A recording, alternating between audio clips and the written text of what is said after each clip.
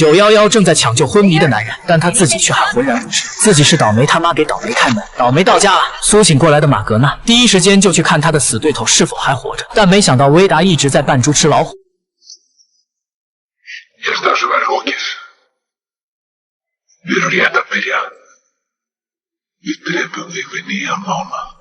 惊慌中，马格纳管不了其他，抬腿就跑。可离开后的他却来到了山顶，对着一只猫头鹰大声辱骂，责怪他的不负责任。对方似乎听见了他的诉求，急速的俯身而下，同时周围的物体也发生了奇妙的变化。一阵风暴过后，马格纳进入了另一时空，象征力量的光球浮出水面，先知老人也凭空出现，并说马格纳的身体里流淌着雷神索尔的血脉，但要想彻底击败巨人族，目前他一人的力量还远远不够，他还需要有自己的武器并组建新的团队。之后，先知说出寻找猪队友的接头地点和暗号，最后还安慰他说书中的预言一定会实现。随着一阵口气飘过，马格纳也离开了幻境，回到了自己的家中。此时他觉得自己的身体发生了变化，全身的肌肉变得异常的丰满。既然自己流淌着雷神索尔的血液，那就应该有把霸气的雷神锤啊！于是就开始手绘画起了草图。与此同时，威达也回到家召开了紧急会议，并且告诉家人他没有能力杀死马格纳，因为对方不仅拥有不死之身，还能召唤雷电。如果想要对付他，必须全家人拿上各自的上古神器才行。可儿子此时却突然回来，要和家人划清界限。千百年来，他早已厌倦了打打杀杀的生活，如今他要与网友奔现，展开属于自己的全新人生。转观马格纳这边已经抵达了接头地点，运用接头暗号找寻着自己的猪队友。西北玄天一朵云，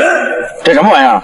其实马格纳的其中一个队友就是刚刚转校过来的同学黑妹，她拥有魅惑他人的能力，只需一个眼神，被魅惑的人就乖乖跪着给她服务。真是想什么来什么。利用这项超能力，黑妹命令修车老板打造马格纳事先画好的雷神锤。正当正义的天平朝着马格纳这边倾斜时，接下来发生的事又狠狠给了他一记耳光。原来马格纳的亲弟弟竟是死对头威达的私生子，而威达选择在这个特殊的时期相认，必然有他的原因。相认后，威达诠释了一个伟岸好父亲的形象。其实雷兹早就察觉到这突然降临的父爱掺了水，不过他并也没有说破，似乎他也有着自己的目的。